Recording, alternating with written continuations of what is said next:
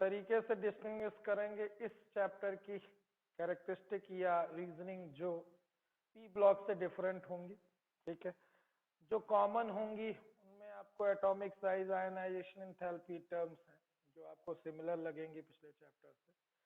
बाकी ट्रेंड कुछ अपोजिट मिलेंगे जो बिल्कुल मैच नहीं करेंगे किससे, पुराने चैप्टर से। तो सबसे पहले डी ब्लॉक एलिमेंट्स कौन से हैं और एफ ब्लॉक एलिमेंट्स कौन से हैं। तो आपके ग्रुप नंबर 3 से लेकर 12 तक आपकी पीरियोडिक टेबल में जो एलिमेंट्स दिख रहे हैं वो डी ब्लॉक है, जिसमें लैंथेनम और एक्टिनियम, खासकर ये दो एलिमेंट, जहां पे लैंथेनम आपको मिलेगा पीरियोडिक टेबल में और एक्टिनियम। इसके बाद आप जो एलिमेंट 14 एलिमेंट्स अलग से सेपरेट पा रहे हैं ना पीरियोडिक टेबल में, सबसे लास्ट में, इन्हें एक्टिनॉइड्स कहा जाता है। ये आपको नीचे सीरीज बनी हुई है एक्टिनॉइड्स की।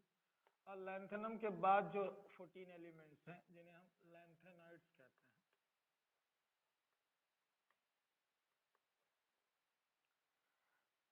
हैं। एक कॉमन सिंबल रहता है Ln। तो सभी एलिमेंट्स याद हो जाएं तो बहुत अच्छी बात है, नहीं तो इतना तो याद ही रहे जो आपके सामने।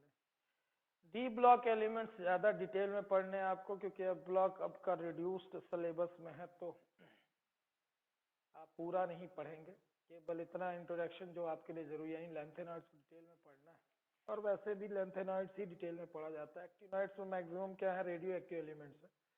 ट्रांस यूरेनियम एलिमेंट्स, खासकर यूरेनियम के बाद सारे मैन मेड है, ठीक है। तो रेडियो एक्टिव एलिमेंट्स की केमिस्ट्री थोड़ा सा अननोन रहती है हम लोगों के लिए, तो उसे उतना डिटेल में नहीं जानेंगे।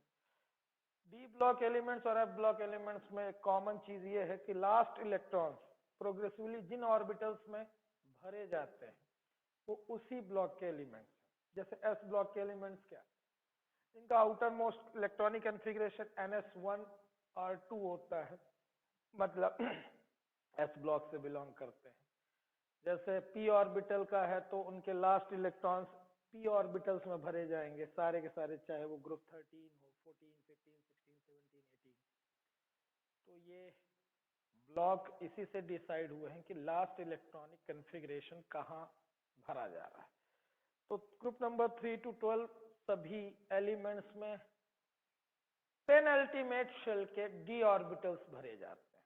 तो अगली टर्म जो आपके लिए नई है वो है penultimate shell.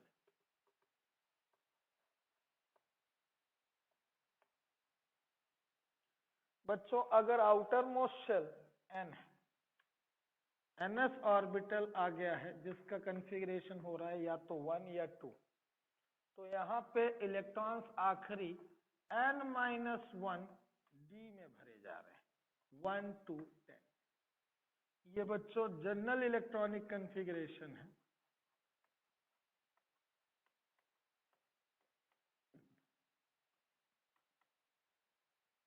D block elements का। तो ये एक नंबर का अलग से क्वेश्चन आपसे बनता है, ठीक है, कि जनरल इलेक्ट्रॉनिक कॉन्फ़िगरेशन बताइए डी ब्लॉक के एलिमेंट्स का। तो आप n-1, ये जो शेल आपको दिख रही है यही कहलाती है पेनल्टीमेट शेल, ठीक है। वैलेंस शेल कौन सी है, n। तो एग्जाम्पल में आऊंगा, एक एक इलेक्ट्रॉन का, एटम का फिर बाद में करता हूं बात। अभी फिलहाल ये जनरल इलेक्ट्रॉनिक कॉन्फ़िगरेशन किसका हो गया, डी ब्लॉक एलिमेंट्स का, ठीक है। तो डी ब्लॉक एलिमेंट्स का ये हो गया, स्मॉल लेटर्स में हमेशा लिखे जाएंगे ये। और जब एफ ब्लॉक की बात आएगी यानी लैंथेनॉइड्स और एक्टिनॉइड्स की, तो इनका जनरल इलेक्ट्रॉनिक कॉन्फ़िगरेशन आप एंटी पेनल्टीमेट शेल का जिक्र करेंगे।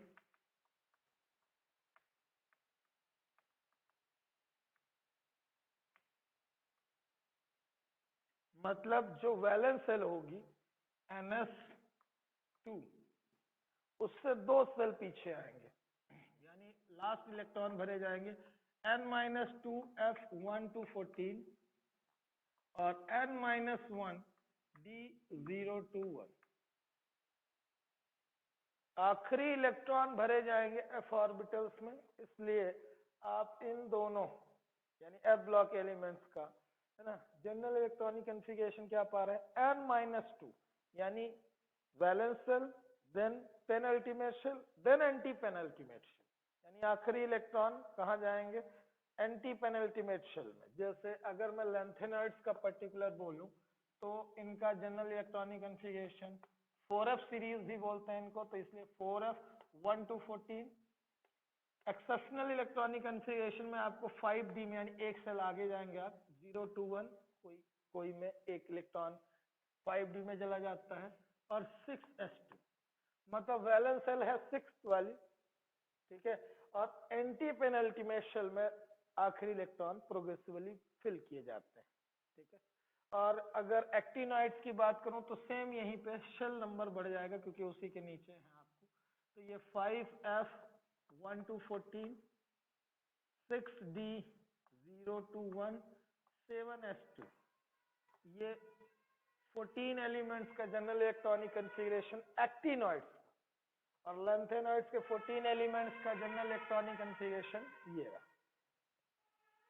ये डी ब्लॉक के सभी एलिमेंट्स का जनरल इलेक्ट्रॉनिक कॉन्फ़िगरेशन, ये दोनों का common general electronic configuration F block के एलिमेंट। तो ये एक एक नंबर के क्वेश्चंस बन सकते हैं, इसलिए ये आपने देख लिया।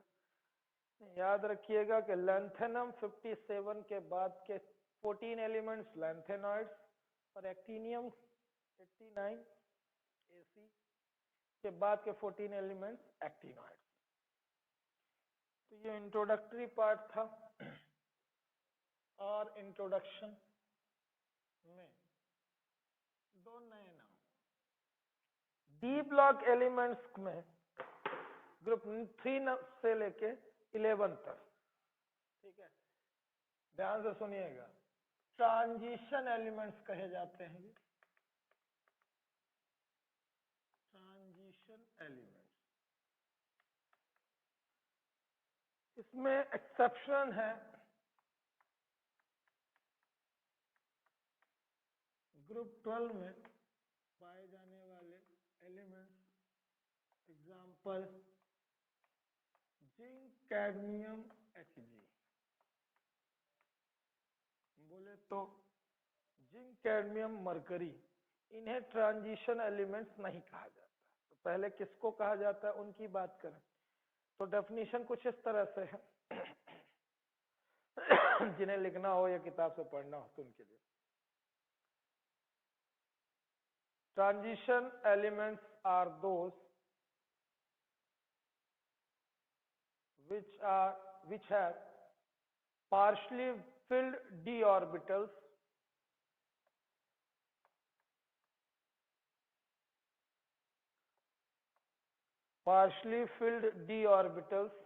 d1 to 9 in their ground state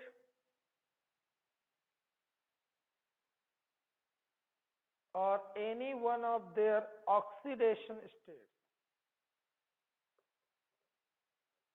In their ground state or any one of their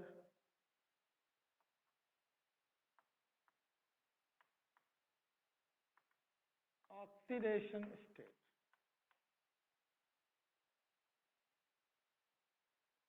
Any one of their oxidation state.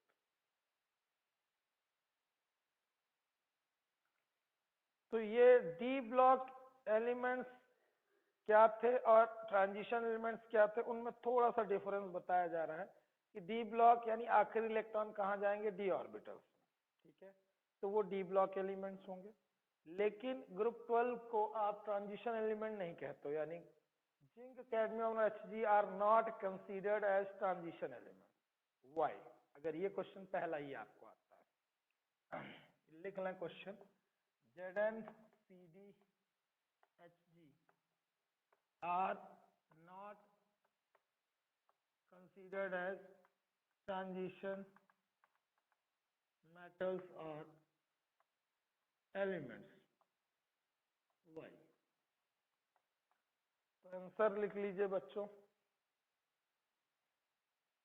These elements have completely filled d orbitals.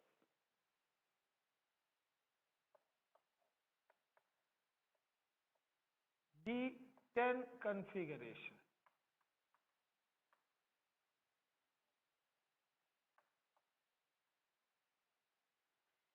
In their ground state,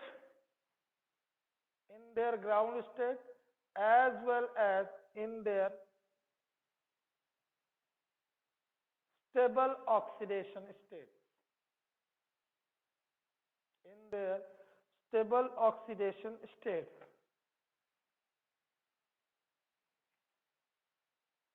तो बच्चों शर्त ये है कि transition metal कहलाना है, transition element कहलाना है, तो D10 configuration छोड़ना पड़ेगा।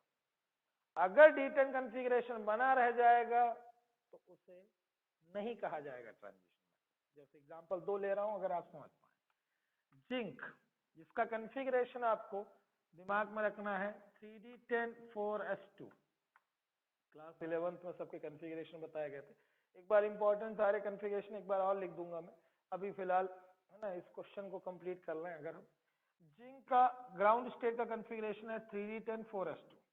अगर मैं इसकी मोस्ट स्टेबल ऑक्सीडेशन स्टेट की बात करूं तो Zn2 पॉजिटिव के कंपाउंड आपने ढेर पढ़े हैं, 9th 10th 11th 12th चौथा साल है अपन डील कर रहे हैं इसको। तो Zn2 पॉजिटिव का अगर कॉन्फ़िगरेशन करेंगे स्टिल 3D10 बना रहेगा, क्योंकि ये 4s के 2 इलेक्ट्रॉन लॉस कर देगा जिंक, ठीक है। लेकिन D10 कॉन्फ़िगरेशन नहीं छोड़ रहा है। सेम कैडमियम या कैडमियम 2 पॉजिटिव, ये नहीं छोड़ेगा 4D10 कॉन्फ़िगरेशन। ऐसे ही अगर आप मरकरी की बात करेंगे या मरकरी 2 पॉजिटिव की बात करेंगे, उसका नहीं छूटने वाला 5D10 कॉन्फ़िगरेशन। ऐसे एलिमेंट हैं जो अपना D10 कॉन्फ़िगरेशन नहीं छोड़ रहे हैं, ग्राउंड स्टेट में भी और ऑक्सीडेशन स्टेट दिखाने के बाद भी। तो ऐसे केस में आप पा रहे हैं कि इसमें partially field D1 to 9 configuration कभी नहीं मिल रहा है, तो इन्हें आप नहीं कंसीडर करेंगे किसमें, ट्रांजिशन एलिमेंट, क्योंकि उसके लिए शर्त यह है कि पार्शियली फिल्ड होने चाहिए, प्रोग्रेसिवली फिल्ड हो 1 to 9 तक पार्शियली फिल्ड है।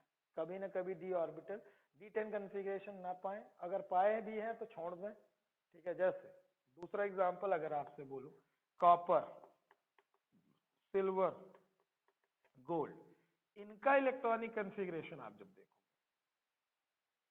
ग्राउंड स्टेट में ये भी दिखाते हैं D10 कॉन्फ़िगरेशन। जैसे कॉपर 3D10 4s1 है ना, लेकिन इन्हें आप कंसीडर कर रहे हो ट्रांजिशन मेटल्स में या ट्रांजिशन एलिमेंट्स में। रीजन कि जब इनकी आप सेकेंड ऑक्सीडेशन स्टेट में देखो, तो जैसे दूसरी ऑक्सीडेशन स्टेट में देखोगे तो सभी में आपको क्या देखने को मिलेगा कि कॉन्फ़िगरेशन इस पार्शियल फील्ड वाले D ऑर्बिटल वाला कॉन्फ़िगरेशन मिल जाता है। जैसे कॉपर का 3D9 हो जाता है, कॉपर 2+ वाली ऑक्सीडेशन स्टेट, ठीक है। सिल्वर का 4D9 हो जाएगा और गोल्ड का 5D9 हो जाएगा।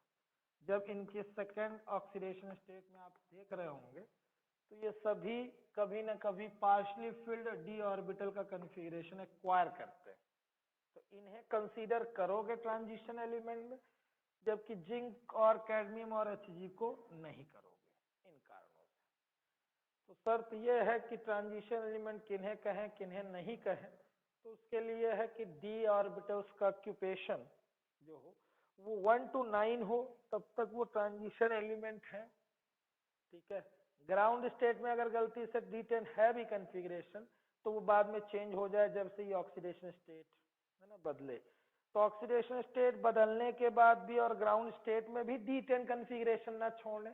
ऐसे 3 एलिमेंट आपने सुन लिए, जिंक, कैडमियम और मरकरी, ये ऐसे एलिमेंट है, ठीक है।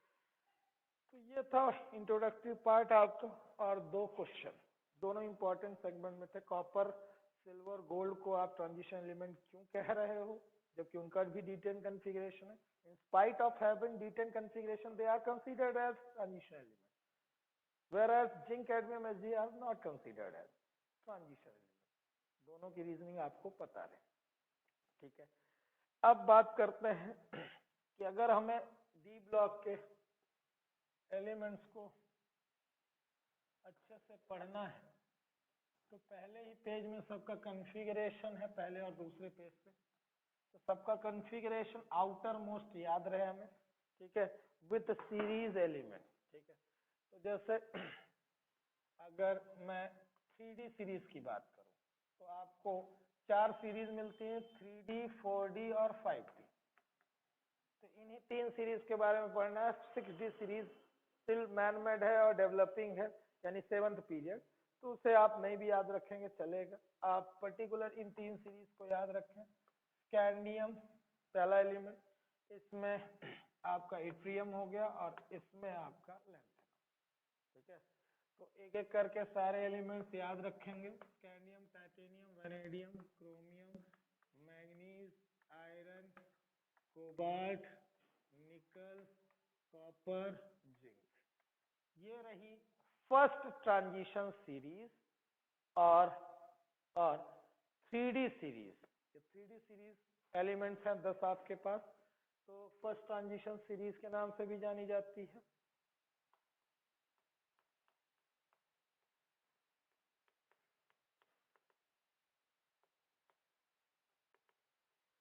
ये हो जाएगी सेकेंड ट्रांजिशन सीरीज और ये रहेगी third transition series.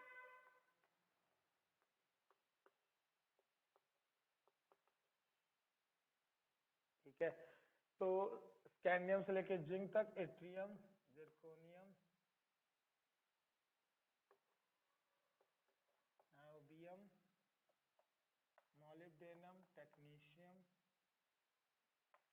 Ruthenium, rhodium, palladium, silver, cadmium. टेढ़ा होता जा रहा है, ध्यान से देख लीजिएगा। ये सेकंड 4D ट्रांजिशन सीरीज है।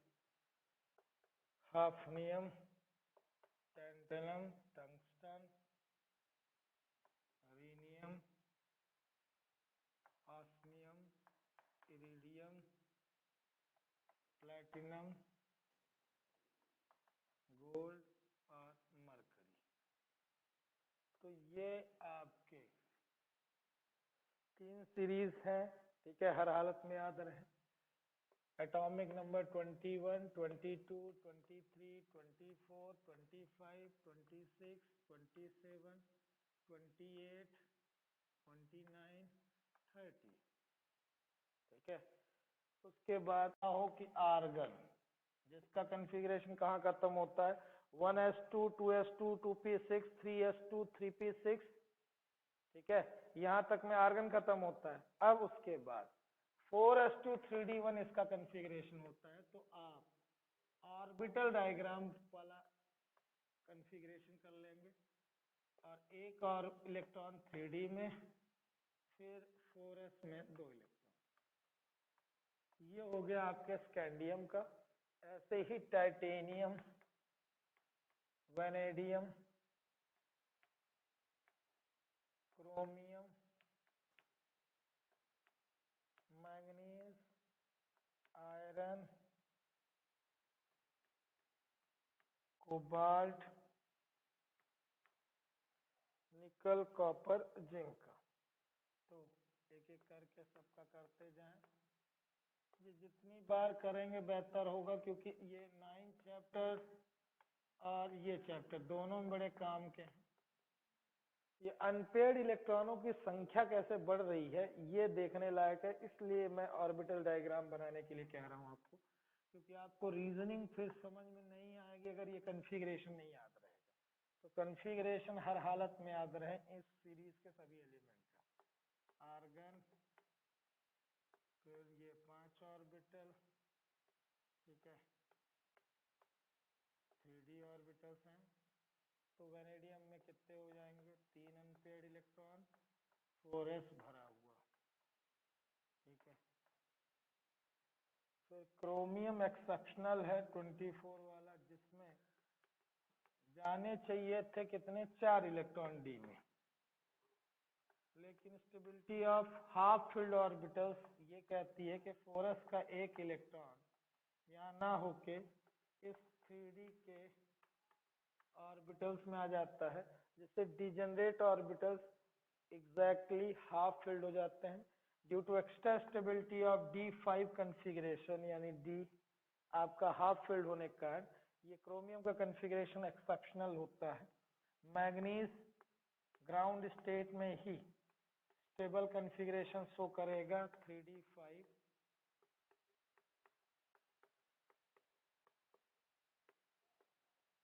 4s2। कोई ये कॉन्फ़िगरेशन एक्सेप्शनल नहीं है इसका। सबसे बेहतर कॉन्फ़िगरेशन, यानी पहली बार आपको स्टेबिलिटी अपने आप ग्राउंड स्टेट में मैग्नीज में मिलेगी। आर्गन, जिसमें आयरन की बात करें तो पहली बार पेयरिंग अगर कहीं से स्टार्ट होगी बच्चों, तो 4s पहले ही भरा जाता है 2 इलेक्ट्रॉन। 3d में आपको पहली बार पेयरिंग कहाँ होते हुए दिखेगी? आयरन में। ठीक है। उसके बाद कोबाल्ट की बात करें तो आर्गन 27 है, तो ये 3d के ऑर्बिटल हो गए आपके पास 5, तो 5 इलेक्ट्रॉन ऐसे भरे जाएंगे अनपेयर्ड, फिर पेयरिंग होगी, ये 4s, ये 3d। फिर कोबाल्ट कॉन्फ़िगरेशन कॉपर का आर्गन, फिर 3d10 कॉन्फ़िगरेशन शो करता है, क्योंकि एक इलेक्ट्रॉन फिर आपको किसका आता हुआ दिखेगा? 4s का, तो 4s 1 3d10 10 10 कॉन्फ़िगरेशन मिलेगा किसमें? कॉपर में। आना चाहिए था 8 के बाद 9, 3d8 4s2 कॉन्फ़िगरेशन था निकल का, 3d9 4s2 होना चाहिए था कॉपर का, लेकिन due to stability of full filled d orbitals 3d10 4s1 configuration होता है ग्राउंड स्टेट का कॉपर का। ग्राउंड स्टेट मतलब जब एलिमेंट है ना लोवेस्ट एनर्जी स्टेट में रहे तब।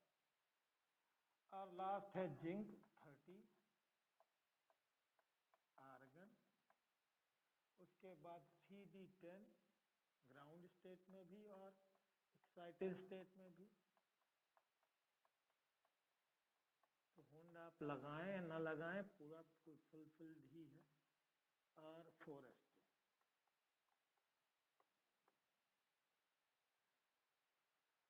तो ये हो गया पहली सीरीज का कॉन्फ़िगरेशन। ऐसा ही आप दूसरी और तीसरी का कर लीजिएगा कॉन्फ़िगरेशन। ठीक है, ये आपके लिए सजेशन है कि करे रहिएगा।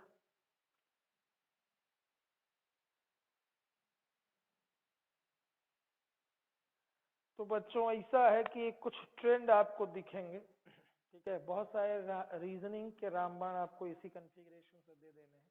जैसे किसी भी ट्रेंड में कोई भी एक्सेप्शनल बिहेव करता हुआ मैग्नीज अगर आपको मिला,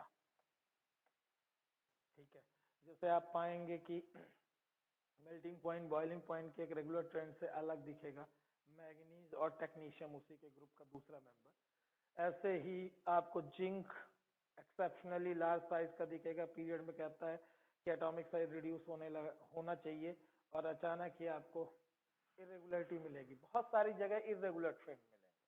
तो उन सब जगहों पे जब ये दो एलिमेंट डिस्कस हो, जिंक और मैग्नीज, तो पहले से इनके दिमाग में आप आंसर रख लीजिए। वो ये है कि जैसे ही मैग्नीज का क्वेश्चन आएगा, मेरा आंसर D5 कॉन्फ़िगरेशन,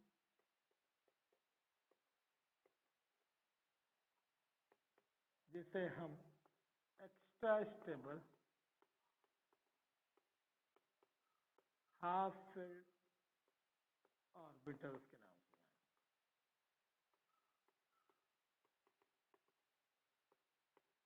ठीक है, दूसरा जिंक के लिए कोई भी एक्सेप्शनल क्वेश्चन आया जो रेगुलर ट्रेंड में ना दिखा मुझे, तो इसके लिए आंसर D10 कंप्लीटली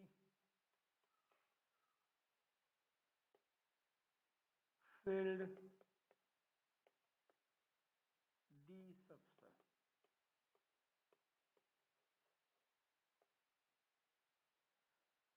बच्चों जिंक और मैग्नीज के लिए कोई भी क्वेश्चन आए, या जिंक कैडमियम Hg, तीनों के लिए, ठीक है, इन तीनों के लिए, मैग्नीज टेक्नीशियम, ये आपको एक्सेप्शनल दिखेंगे। तो इनके लिए हमेशा ये आंसर और इनके लिए ये। ऐसा क्या है इस हाफ फील्ड और इस फुल फील्ड कॉन्फ़िगरेशन में कि ये एक्सेप्शनल हो जाते हैं? बच्चों ऐसा है कि दो बहुत बड़े कारण हैं। एक है एक्सचेंज एनर्जी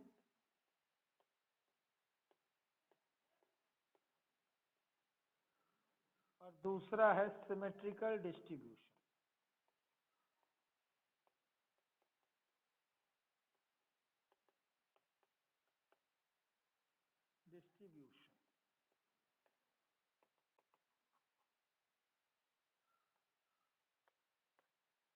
तो ऑर्बिटल्स में जितना ज्यादा सिमेट्रिकल डिस्ट्रीब्यूशन होता है इलेक्ट्रॉनों का, उतनी ज्यादा स्टेबिलिटी होती है। जितना एक्सचेंज एनर्जी मिनिमम हो, यानी इलेक्ट्रॉनिक एक्सचेंज, इधर से उधर इलेक्ट्रॉन अगर जंप करते रहे, आपस में एक्सचेंज करते रहे इलेक्ट्रॉन, फिर भी कोई डिसिपिएशन एब्जॉर्प्शन ना हो एनर्जी का, एनर्जी एक्सचेंज मिनिमम बना रहे, तो इसमें लोवेस्ट एनर्जी स्टेट में ही एटम बना रहता है और स्टेबिलिटी अचीव करता है।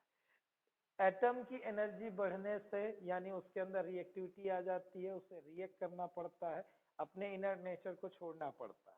तो एलिमेंट्स के अंदर अगर एनर्जी बढ़ रही है, इसका मतलब वो रिएक्टिव है, स्टेबल कम है या अनस्टेबिलिटी की ओर स्विच कर रहे हैं, कंपाउंड बनाएंगे, दूसरी चीजें करेंगे, मतलब इलेक्ट्रॉनिक ट्रांजिशन करेंगे, शेयरिंग करेंगे और सारे पचड़ों में फंसेंगे।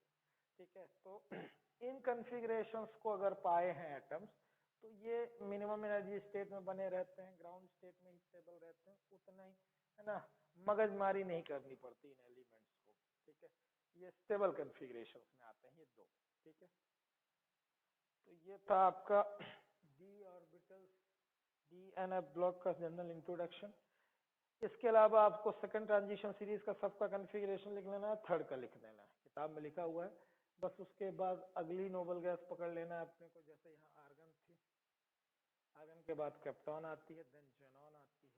तो अगले दोनों का आपका कॉन्फ़िगरेशन के पहले आर्गन की जगह पे क्रिप्टॉन और जेनॉन आ जाएंगे। ठीक, धन्यवाद। तो इन तीनों सीरीज में, जैसे ट्रांजिशन मेटल्स में आपने तीनों सीरीज याद की।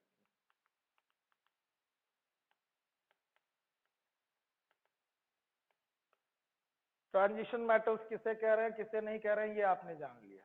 ठीक है, उसके बाद तीनों सीरीज के हर एक एलिमेंट को आपने पढ़ा, नाम जाना, सिंबल जाना और उनके कॉन्फ़िगरेशन याद रखने हैं आपको। ठीक है, तीनों के याद रखिए। ठीक है, एक्सेप्शनल है उनको तो गौर से ही करिएगा, और बाकी जो जनरल है तो वो जनरल रूल में आ जाएंगे, यानी जनरल इलेक्ट्रॉनिक कॉन्फ़िगरेशन जो आपको लिखा दिया गया है वो याद रखिएगा, चाहे वो डी ब्लॉक हो चाहे एफ ब्लॉक हो। तो इंट्रोडक्टरी पार्ट आपको कल बताया गया।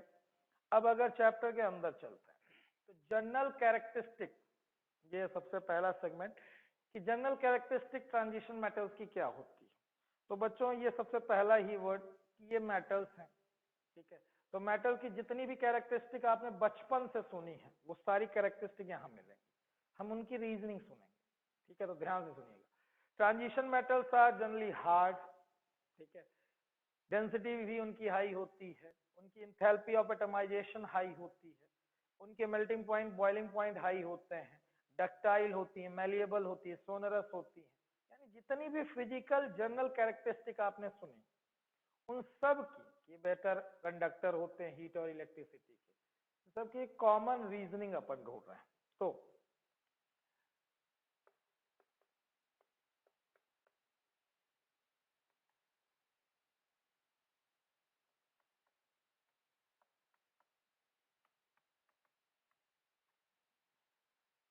जितनी भी फिजिकल कैरेक्टरिस्टिक या प्रॉपर्टीज आपको दिखेंगे, सब के लिए कॉमन रीजनिंग आप तक पहुंचा दूं। चैप्टर में आपको कॉमन रीजनिंग पकड़नी है, और पर्टिकुलर जो इन एलिमेंट्स के लिए मैं बताऊं, तो उनको जैसे कल आपने सुना मैग्नीज और जिंक के लिए, तो ऐसे ही आपको और भी बताऊंगा। तो कॉमन कॉमन आपके लिए कि ढेर सारे तरीके क्वेश्चन हो, वैरायटी ऑफ क्वेश्चन हो, और उन सब का एक कॉमन आंसर अपने पास है।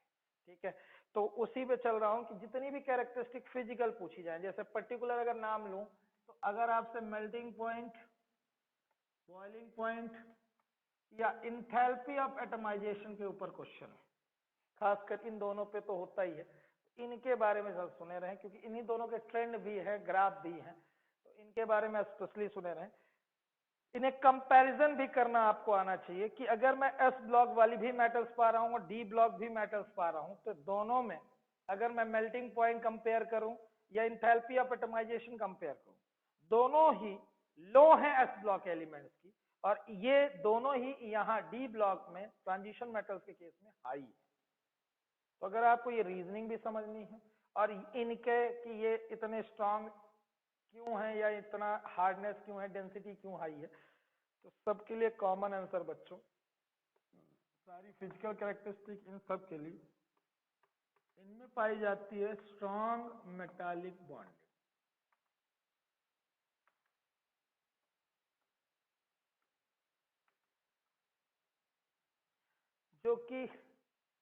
जो कि मैग्नीट्यूड में कम होती है एस ब्लॉक में। तो मेटालिक बॉन्डिंग एग्जैक्टली क्या थी, वो अगर आपको पिछले साल से याद दिलाऊं तो ये थी बच्चों कि मेटल के एटम जब क्रिस्टल में अरेंज हो रहे हैं तो एडजेसेंट एटम से वो है ना strongly attract, inter atomic attraction force कैसे उनका स्ट्रांग हो गया, तो उस पर अगर फोकस करूं तो देखो, एक न्यूक्लियस है जो कि अपनी इलेक्ट्रॉन डेंसिटी को अट्रैक्ट कर रहा है। अब ये अगर आसपास के एडजेसेंट एटम की बात करूं तो वहां तक भी अपनी इलेक्ट्रॉन डेंसिटी को खींचते हुए मिलेगा। मतलब न्यूक्लियस का तो एक धर्म टाइप का आप समझिए कि पॉजिटिव का धर्म है, जहां जहां निगेटिव दिखेगा उसे अट्रैक्ट करेगा। तो इसका ये मतलब नहीं कि केवल वो अपनी इलेक्ट्रॉन डेंसिटी यानी अपनी पेरीफेरी तक लिमिटेड हो जाएगा, ठीक है। वो इफेक्टिव न्यूक्लियर चार्ज अगर एडजेसेंट एटम तक जा रहा है तो एडजेसेंट एटम वाला भी अट्रैक्शन फोर्स उसकी पेरीफेरी तक आएगा। अब उस एटम का अपनी इलेक्ट्रॉन डेंसिटी पे तो अट्रैक्शन है ही है, एडजेसेंट की इलेक्ट्रॉन डेंसिटी पे, तो इसका भी एडजेसेंट की इलेक्ट्रॉन डेंसिटी पे। मतलब कुल मिला के ये सारे एटम जो आपस में जुड़ रहे हैं उनके इफेक्टिव न्यूक्लियर चार्ज के कारण और दूसरा इलेक्ट्रॉन डेंसिटी के कारण। ध्यान से सुनिएगा, यहीं से डिफरेंस क्रिएट होने वाला है कि एस ब्लॉक एलिमेंट और D block elements metallic bonding worry क्यों कर रही है। तो पहला कारण भाई न्यूक्लियर चार्ज तो कंपेरेबली ठीक ठाक है दोनों का, लेकिन फिर भी आप इसमें भी आप डिफरेंस रखें दिमाग में। एस ब्लॉक से जैसे डी ब्लॉक में स्विच करते हैं आप, तो जैसे जैसे आप पीरियोडिक टेबल में लेफ्ट टू राइट जा रहे होते हैं तो इफेक्टिव न्यूक्लियर चार्ज बढ़ता है। और पिछले साल फजन रूल ने भी समझाया था आपको कि प्रॉपर शील्डिंग के लिए एस और पी ऑर्बिटल्स माने जाते हैं। तो अगर आप इफेक्टिव न्यूक्लियर चार्ज देख रहे हो दो जगह, वो ये कि जिनका outer most electronic configuration NS1 to 2 यानी एस ब्लॉक से बिलोंग करेंगे, उनसे ज्यादा पोलराइजिंग पावर या उनसे ज्यादा इफेक्टिव न्यूक्लियर चार्ज ऐसे एटम्स में होता है जिनके इलेक्ट्रॉन N-1 D 1 to 10 में जाते हैं। मतलब मैं समरी समझू कि मुझे जो याद है कन्वेंशनली वही याद रहे कि जैसे जैसे सीरीज में जाता हूं या किसी भी पीरियोडिक टेबल में पीरियड में मूव करूंगा, इफेक्टिव न्यूक्लियर चार्ज बढ़ता ही है left to right. Common general trend, effective nuclear charge increases as we move from left to right in a periodic table. दिमाग में ये बैठे, तो एस ब्लॉक लेफ्ट में है, डी ब्लॉक राइट में है, ठीक है। तो एक फैक्ट आ चुका है कि इफेक्टिव न्यूक्लियर चार्ज यानी ये होल्डिंग पावर जो दिख रहा है, ये पहली बात तो मजबूत है इसमें डी ब्लॉक के एलिमेंट्स में। अब दूसरा फैक्टर, इलेक्ट्रॉनिक डेंसिटी को अच्छे से देखो तो आप एस ब्लॉक के एलिमेंट्स में पाओगे आउटर मोस्ट इलेक्ट्रॉन डेंसिटी या तो एक इलेक्ट्रॉन की होगी या बहुत हुई तो दो, यानी पहले ग्रुप में एक ही इलेक्ट्रॉन आउटर मोस्ट शेल में है और दूसरे वाले ग्रुप में second group alkaline earth metal उसमें दो। और यहां क्या है कि देखिए दो दो ऑर्बिटल आपके वैलेंस सेल को डिसाइड कर रहे हैं, यानी कहने का मतलब ये कि वैलेंस सेल वाकई फोर्थ अगर है, यहां डी ब्लॉक में केवल वैलेंस सेल फोर्थ नहीं, क्योंकि आखिरी इलेक्ट्रॉन सबसे हायर एनर्जी वाले ऑर्बिटल डी में जा रहे हैं। अब ये बातें थोड़ा सा पिछले साल आप बाहु से समझनी पड़ेंगी बच्चों। अगर आपको याद हो कि 4s ऑर्बिटल पहले भरे जाते थे और 3d ऑर्बिटल बाद में भरे जाते हैं। अगर आपको याद हो n+l रूल लगाया था, तो n की वैल्यू 4 हो गई, l की वैल्यू 0, तो यहाँ आया था n+l 4, या 3 + 2 = 5 आया था। मतलब 3D ऑर्बिटल्स की n+l वैल्यू हायर होने के कारण ये हायर एनर्जी में आप बाबू ने समझाया था। इन जनरल अगर समझे तो बच्चों s ऑर्बिटल टुवर्ड्स न्यूक्लियस ज्यादा पाए जाते हैं, ठीक है, और d ऑर्बिटल बड़े शेप के डबल नंबर वो बियॉन्ड पाए जाते हैं न्यूक्लियस से, मतलब पेरीफेरी की तरफ ज्यादा। तो कहने का मतलब ये कि वैलेंस सेल में केवल s ऑर्बिटल नहीं इंक्लूड होते हैं, इनमें d ऑर्बिटल्स भी होते हैं। मतलब समरी अगर समझो, समरी वो ये कि स्ट्रॉन्ग मेटालिक बॉन्डिंग के लिए हमें दो चीजें चाहिए, high effective nuclear charge plus high electron density. ये दोनों ही चीजें अवेलेबल हैं D block element as compare to S block. इसलिए ये इतनी सॉफ्ट होती हैं कि आप नाइफ से काट पा रहे थे, इतने लो मेल्टिंग पॉइंट वाली थी कि आप पाम में रख के पिघला ले रहे थे एस ब्लॉक में। क्योंकि एक तो इफेक्टिव न्यूक्लियर चार्ज इनका हाई नहीं है प्रॉपर शील्डिंग होने के कारण, दूसरा इलेक्ट्रॉनिक डेंसिटी जो आउटर मोस्ट शेल में चाहिए था एडजेसेंट एटम को पकड़ने के लिए यानी इंटर एटॉमिक अट्रैक्शन फोर्स के लिए, वो भी कम पाई गई एस ब्लॉक। जब आप डी ब्लॉक में आते हो तो इसका मतलब जब एस से ट्रांजिट करके आप डी में जाते हो तो एक बात तो इफेक्टिव न्यूक्लियर चार्ज इंक्रीज हो जाता है, यानी इसकी इंटेंसिटी हाई हो गई, एक चीज। दूसरा इलेक्ट्रॉनिक डेंसिटी ज्यादा पाई जाती है क्योंकि एस के साथ ही साथ डी ऑर्बिटल्स की भी इलेक्ट्रॉन डेंसिटी इसमें आप टेक पार्ट करते पाओगे इंटर एटॉमिक अट्रैक्शन फोर्स में। तो एस प्लस डी ऑर्बिटल्स की इलेक्ट्रॉन डेंसिटी साथ में काउंट होगी डी ब्लॉक एलिमेंट्स के लिए। तो यानी इलेक्ट्रॉन डेंसिटी में भी हाई है, इफेक्टिव न्यूक्लियर चार्ज में भी हाई है, इसलिए इतनी स्ट्रॉन्ग मेटालिक बॉन्डिंग पाई जाती है D block element. All physical properties attributed due to strong metallic bonding in case of D block element.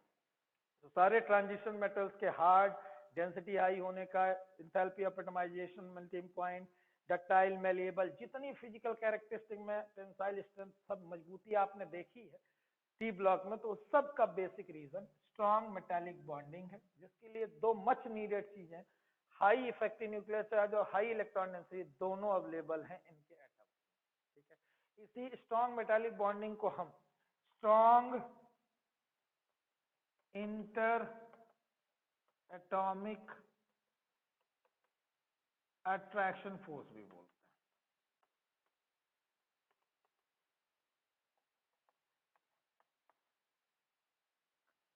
तो ये बेहतर मिलेगा आपको डी ब्लॉक में। तो जब भी कोई भी जनरल कैरेक्टरिस्टिक उठाई जाए, फिजिकल कैरेक्टरिस्टिक उठाई जाए, उसमें ये पूछा जाए कि ये बेहतर होते हैं एस ब्लॉक से या ये पर्टिकुलर ही इन्हीं के बारे में पूछा जाए, दोनों में आप जवाब यही लिखेंगे, ठीक है। तो कंपैरिजन या कंपैरेटिव आंसर क्वेश्चन हो या फिर डायरेक्ट, ठीक है। अब ये मेटालिक बॉन्डिंग एक सीरीज में कैसे, जैसे ट्रांजिशन मेटल्स बस को अगर अपन कंपेयर करें, ठीक है, तो उसमें इसमें वेरिएशन कैसे आता है वो समझ लो। इसीलिए कहा था कल आपकी इलेक्ट्रॉनिक कॉन्फ़िगरेशन पूरा याद रखिएगा, खासकर पहली सीरीज का, क्योंकि सारी बातें पहली सीरीज के ऊपर ज्यादा होंगी, तो ध्यान से। यस, मेल्टिंग पॉइंट का एक जनरल ट्रेंड अपन देखें। मेल्टिंग पॉइंट, ठीक है, ग्राफिकली अगर रिप्रेजेंट कर रहा हूं तो ध्यान से देखिएगा कि एक पीक तक पहुंचेगा, फिर उसके बाद घटने लगेगा। ये एक्सेप्शनल मैंगनीज आपको दिख रहेगा। आप अगर आपने है ना किताब खोले हुए हैं तो इस ग्राफ में देखिए कि स्कैंडियम, टाइटेनियम, वेनेडियम, क्रोमियम में जाके पीक मिल रही है, एक डिप आपको दिखेगी मैंगनीज में, फिर लगातार डिक्रीज देखने को मिलेगा iron, cobalt, nickel, copper, zinc में। तो ये लगातार डिक्रीज इधर देखने को मिल रही है, इधर इंक्रीज। तो इस ग्राफ में मैं ये कहूंगा कि सबसे बड़ी रीजनिंग ये है कि जैसे जैसे मेल्टिंग पॉइंट आपको बढ़ता हुआ दिख रहा है, due to increase in number of unpaired electron,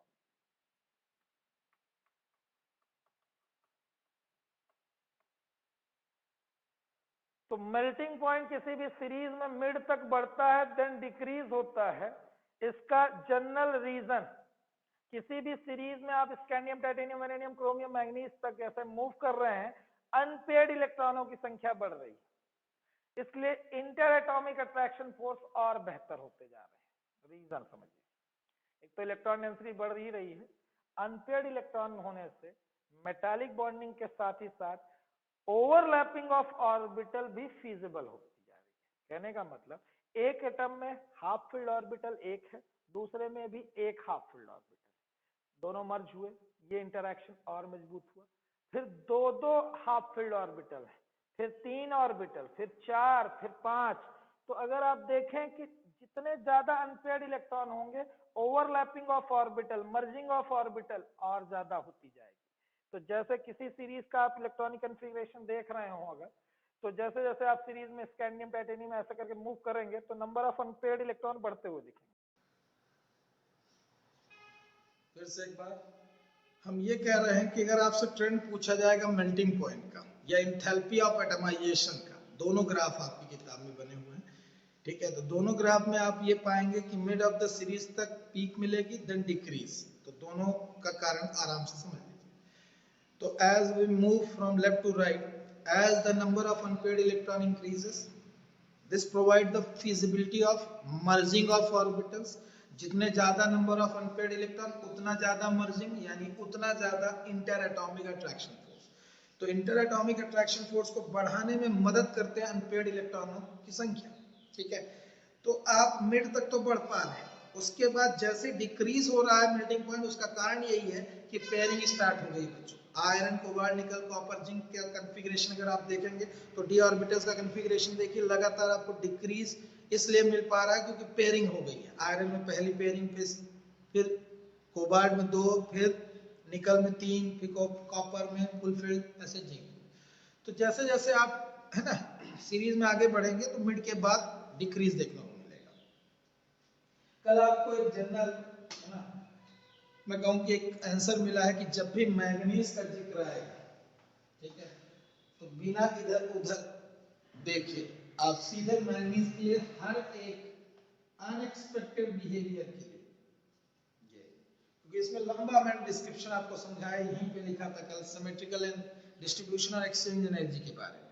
तो आप पजल्ड मत, सीधा सीधा जवाब दिमाग में रखिएगा कि जहां मैग्नीज, टेक्नीशियम यानी उसी ग्रुप का, ये आएंगे मुझे मिलेंगे, ठीक है, और उसके अलावा जहां मुझे जिंक मिलेगा, कैडमियम मिलेगा, मरकरी मिलेगा, तो इन तीनों के लिए कॉमन जिंक, कैडमियम और Hg के लिए अपना आंसर तैयार रहेगा D10 कंप्लीटली फिल्ड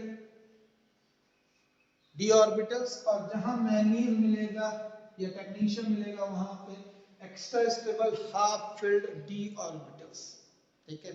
तो एक्सेप्शनल बिहेव दिख रहा है मैग्नीज का, आंसर आपका D5। इंथैल्पी ऑफ एटमाइजेशन में भी ड्रिप मिल रही है इसी जगह पे, D5 कन्फिग्रेशन।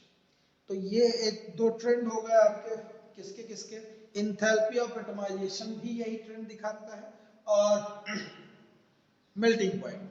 तो एक बार अगर आपको लिखना हो या फिर से पूरा सुनना हो तो वो समझे रहे। मेल्टिंग पॉइंट या enthalpy of atomisation transition series में मिड तक बढ़ती है as the number of unpaired electron increases. फिर मिड के बाद घटती क्यों है, क्योंकि स्टार्ट हो जाती है पेयरिंग ऑफ इलेक्ट्रॉन्स, जिसके कारण से inter atomic attraction force week होने लगते हैं क्योंकि मर्जिंग ऑफ ऑर्बिटल डिक्रीज होने लगता है। यहाँ पे मर्जिंग बढ़ जाती है, ओवरलैपिंग ऑर्बिटल्स की बढ़ जाती है, in addition to metallic bonding, overlapping of orbitals भी इंक्रीज होती है। जैसे जैसे अनपेयर्ड इलेक्ट्रॉन बढ़ते हैं तो दो दो आपको साथ में इफेक्ट मिल रहे हैं। एक तो मेटालिक बॉन्डिंग मजबूत होती जा रही है, ऊपर से ओवरलैपिंग भी बढ़ती जा रही है, तो interatomic attraction force increase होते हैं as the number of unpaired electron increases. Pairing के कारण ये मर्जिंग घट जाती है तो केवल इलेक्ट्रॉन डेंसिटी वाला रूल रह जाता है, यानी मेटालिक बॉन्डिंग बस बचती है, मर्जिंग वाला ऑप्शन खत्म धीरे धीरे, तो ऐसे डिक्रीज होने लगता है।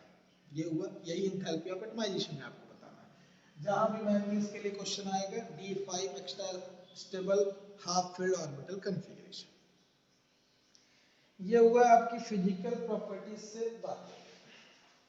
अब आप आएंगे वेरिएशन इन एटॉमिक साइजेस, जो आपको टॉपिक मिलेगा आपकी किताब में।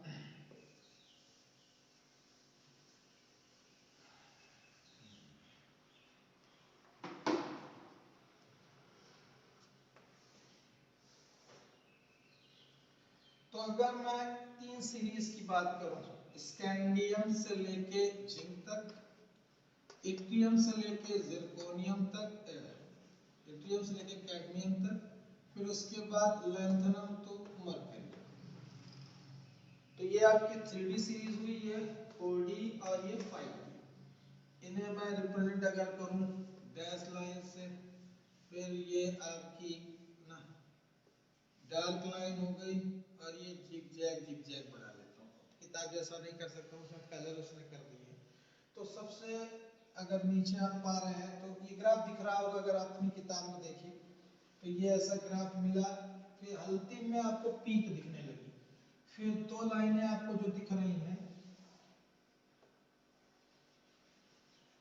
वो एक दूसरे से चिपकी हुई दिखेंगी। मतलब ये इट्रियम वाली जो लाइन है, यानी इट्रियम से कैडमियम, यानी सेकंड ट्रांजिशन सीरीज एलिमेंट, और थर्ड वाली। तो इन्हें इस ग्राफ को समझिएगा बच्चों। एक जनरल अगर आपको समझना हो, पहले जनरल ट्रेंड समझते हैं, फिर एक्सेप्शनल समझते हैं, सारी चीजें थोड़ी छोटी छोटी आप समझिएगा। पहला एटॉमिक साइज का हमने जनरल ट्रेंड क्लास 11 10 से ये सुना है कि जब आप लेफ्ट टू राइट जाते हैं तो एटॉमिक साइज धीरे धीरे डिक्रीज होता जाता है।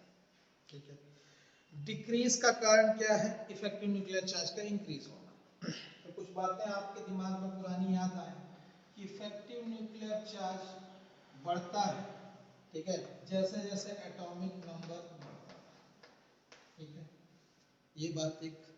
दूसरा, इफेक्टिव न्यूक्लियर चार्ज वरी करता था शील्डिंग के हिसाब से।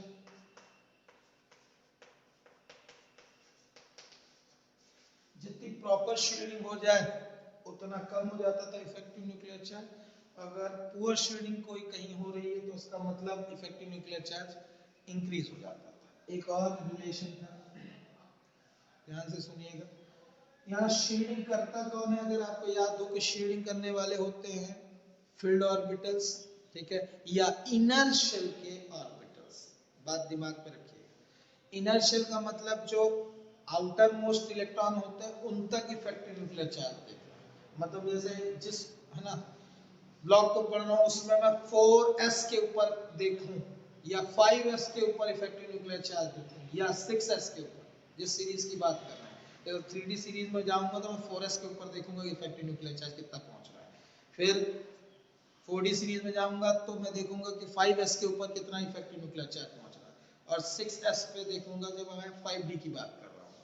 वैलेंस सेल के ऑर्बिटल्स लास्ट जो हैं आपको s ऑर्बिटल, उन तक कितना न्यूक्लियस का अट्रैक्शन फोर्स पहुंच रहा है। ध्यान से सुनते रहिए। अभी इफेक्टिव न्यूक्लियर चार्ज डिपेंड कर रहा है एटॉमिक नंबर पे। ठीक है, तो जैसे जैसे आप मूव कर रहे हो एटॉमिक नंबर बढ़ रहा है। तो एटॉमिक नंबर का बढ़ना मतलब न्यूक्लियस में प्रोटॉनों की संख्या बढ़ जाना, तो इफेक्टिव न्यूक्लियर चार्ज इंक्रीज होना चाहिए। ठीक है, तो एक जनरल ट्रेंड का क्वेश्चन कि जनरली हर एक सीरीज में एटॉमिक साइज डिक्रीज होता है। अब उसमें अगर इरेगुलर वेरिएशन आ रहे हैं तो उसका कारण हम ढूंढेंगे, यानी इंडिविजुअल। अब अगर आप अपनी नई किताब अगर आप लिए हो एनसीईआरटी, ठीक है, तो उसमें पेज नंबर 220, और अगर पुरानी किताब हो तो 214 पेज, उसमें एक टेबल बनी हुई है, उसमें एटॉमिक साइज देखिए। तो atomic size, radius, atomic radius देखिए, कहीं पे आपको मिलेगा उस टेबल में। ठीक है, तो उस वेरिएशन को पूरा आप क्लोजली ऑब्जर्व करिए कि कहाँ कहाँ आपको इधर उधर होते हुए दिख रहा है। तो मैं फोकस करने के लिए आपसे कहूंगा 3 जगहों पे।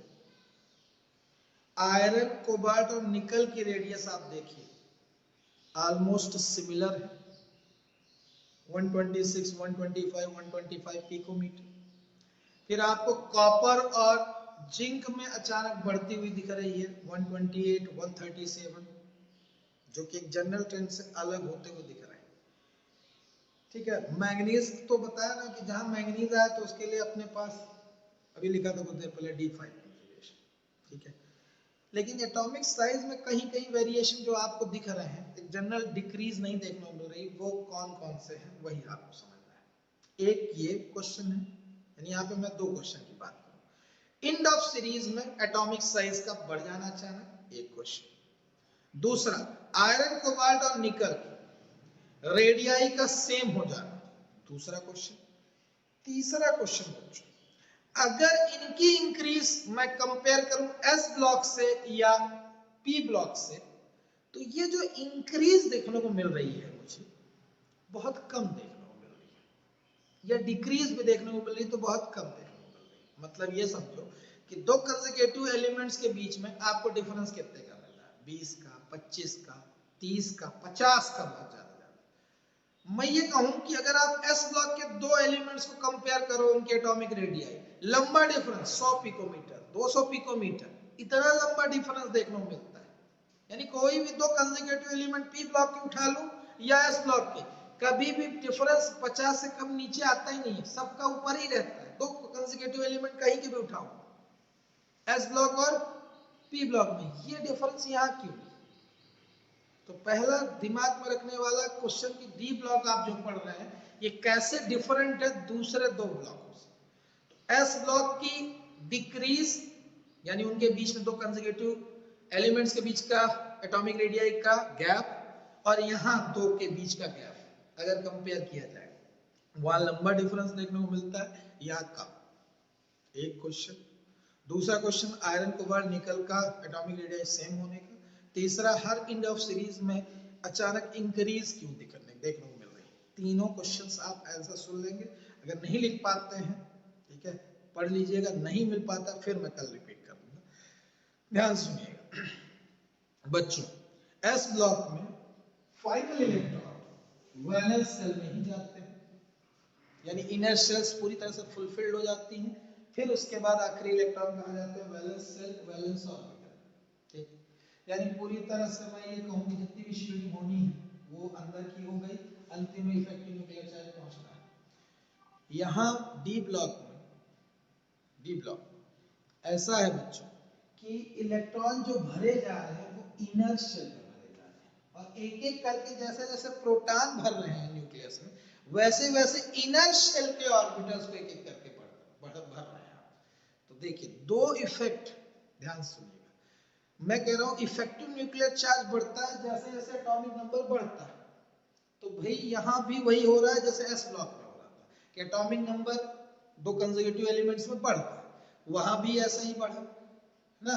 लेकिन फिलिंग ऑफ ऑर्बिटल्स देखिए, वहां वैलेंस सेल ही भरी जाती है एस ब्लॉक में, जिनका कोई रोल नहीं रह जाएगा शील्डिंग। लेकिन यहां पे अगर मैं कहूं डी ब्लॉक में, वो इलेक्ट्रॉन जो आखिरी हैं वो आखिरी शेल में न जाके इनर शेल में भरे जा रहे हैं, यानी n-1 d ऑर्बिटल्स में प्रोग्रेसिवली फिल किए जाते हैं इलेक्ट्रॉन्स, यानी इनर शेल। और शील्डिंग कौन करता है, इनर कोर इलेक्ट्रॉन्स।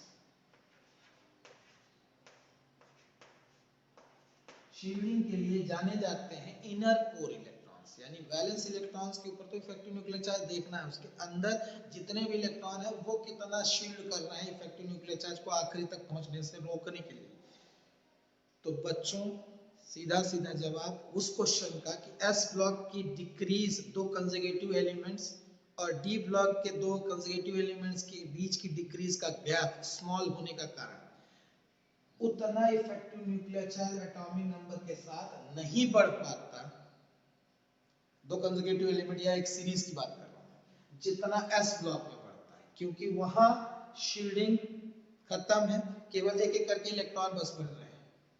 वहां शील्डिंग खत्म कहने का मतलब कि अब जो नए इलेक्ट्रॉन होंगे वैलेंस ऑर्बिटल में ही भरे जाएंगे, और इनर शेल जितनी शील्डिंग ऑफर करना चाहिए था दोनों में कॉमन ही आपको दिखेगी, यानी जैसे सोडियम और मैग्नीशियम में मैं शील्डिंग की बात करूं दोनों में बराबर होगी। कैसे, क्योंकि आखिरी इलेक्ट्रॉन कहां जा रहा है, ध्यान से देखो, सोडियम में 3s1 और मैग्नीशियम में 3s2, मतलब दोनों ही इलेक्ट्रॉन वैलेंस शेल के ऑर्बिटल में भरे गए, और अंदर तक 2p6 तक शील्डिंग काउंट होगी, तो दोनों में 2p6 तक ही काउंट होगी। लेकिन यहाँ पे स्कैंडियम और टाइटेनियम में देखिए, स्कैंडियम में पहला इलेक्ट्रॉन d यानी 3d इलेक्ट्रॉन 1 बढ़ गया है और हम देख रहे हैं 4s पे इफेक्टिव न्यूक्लियर चार्ज। टाइटेनियम में भी हम 4s के ऊपर ही इफेक्टिव न्यूक्लियर चार्ज देख रहे होंगे, लेकिन अंदर 2 इलेक्ट्रॉन भरे जा चुके हैं टाइटेनियम में, ठीक है। वैनेडियम में 3 इलेक्ट्रॉन भरे जा चुके हैं d में इनर।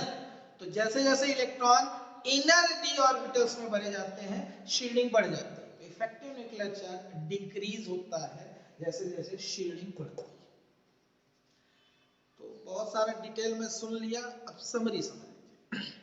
केवल जनरल इलेक्ट्रॉनिक कॉन्फ़िगरेशन से आप जवाब दे देंगे, वो ये है कि effective nuclear charge atomic number के हिसाब से उतना इंक्रीज नहीं देखने को मिलता डी ब्लॉक में।